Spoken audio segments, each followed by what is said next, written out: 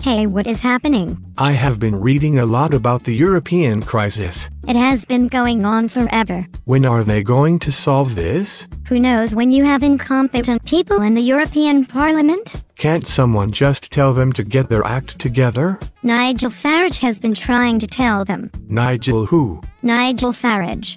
You don't know who he is? No. I will play you a few of his clips. The first one is where he destroys the EU president. Take a look. When we had a president, we'd see a giant global political figure.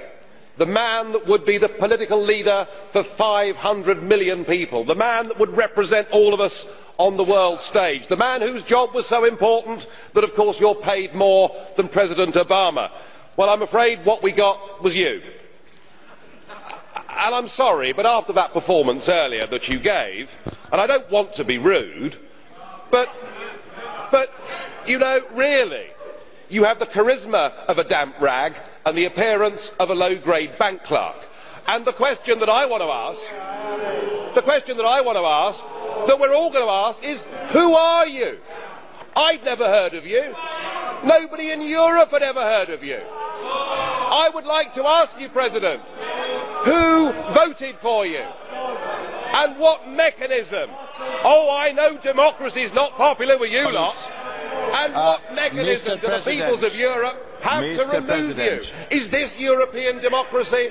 Well, I sense, though, that you're competent and capable and dangerous. And I have no doubt that it's your intention to be the quiet assassin of European democracy and of the European nation states.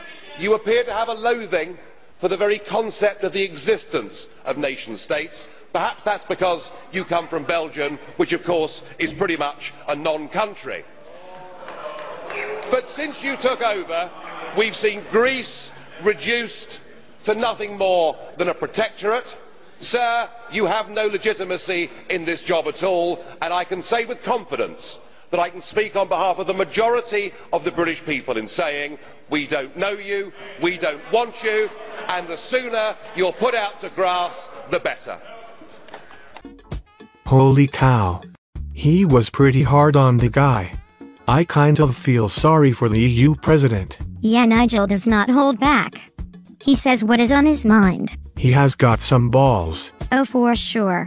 There is no question about that. Take a look at another clip. Another one bites the dust. Country number 4, Spain, gets bailed out, and we all, of course, know that it won't be the last. Though I wondered over the weekend whether perhaps I was missing something, because when the Spanish Prime Minister, Mr. Rajoy, got up, he said that this bailout shows what a success the Eurozone has been. And I thought, well, having listened to him over the previous couple of weeks telling us there wouldn't be a bailout, I've got the feeling after all his twists and turns, he's just about the most incompetent leader in the whole of Europe. And that's saying something, because there's pretty stiff competition. Indeed, every single prediction of yours, Mr. Barroso, has been wrong. And dear old Herman Van Rompuy, well, he's done a runner, hasn't he? Because the last time he was here, he told us we'd turned the corner, that the euro crisis was over, and he hasn't bothered to come back and see us. You know, I remember being here 10 years ago and hearing the launch of the Lisbon Agenda. We were told that with the euro by 2010 we would have full employment, and indeed that Europe would be the competitive and dynamic powerhouse of the world. By any objective criteria, the euro has failed, and in fact there is a looming impending disaster. You know, this deal makes things worse, not better. 100 billion is put up for the Spanish banking system, and 20% of that money has to come from Italy. And under the deal, the Italians have to lend to the Spanish banks at 3%, but to get that money, they have to borrow on the markets at 7%. It's genius, isn't it?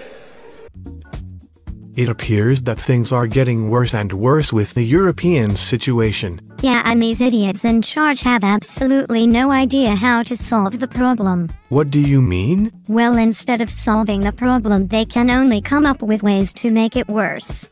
By bailing out countries, they are coming up with ways to get these countries into more debt. Do you think more debt is the right solution? I see your point. Do you have another clip of Nigel? Yeah, take a look. Well, that's the 19th crisis summit that Mr Cameron's been to. As the Rolling Stones might say, the 19th nervous breakdown. And that's reflected, I think, by the funereal mood in this chamber this morning. Yes, on that Friday morning, breakthrough was cried, and indeed Mr Van Rompuy parroted the word this morning, breakthrough. Nobody believes you. The wheels are coming off. This European stability mechanism, your new bailout vehicle, is doomed before it starts. We have legal challenges in Ireland and in Germany. We have the Estonian Justice Minister saying it won't fit their constitution. But most fun of all, the Finns and the Dutch seem to have broken the agreement that was made in the middle of the night. Perhaps they were excluded from this. Perhaps the little countries don't have a say in Europe at all anymore. It's not credible. And I think the euro crisis now looks to me to be, frankly, insoluble. And there's also a massive crisis of leadership. You know, it's lovely to see you, Mr Van Rompuy. You've not been here for many months. It's delightful to have you back. Last time you were here, you told us we'd turned the corner, that the worst of the crisis was over. And with every one of your predictions, it goes on getting worse. I'm sorry, sir, you don't have the presence, the credibility or the standing for the international markets to believe that you can provide a solution.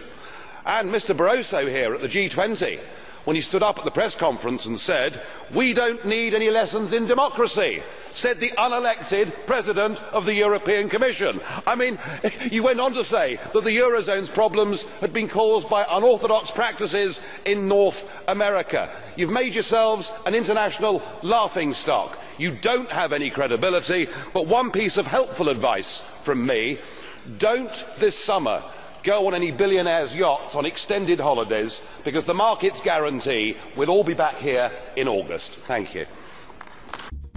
Thanks for showing me these videos. No problem. Now you know why Nigel is my hero. Go Nigel. Go Nigel, go.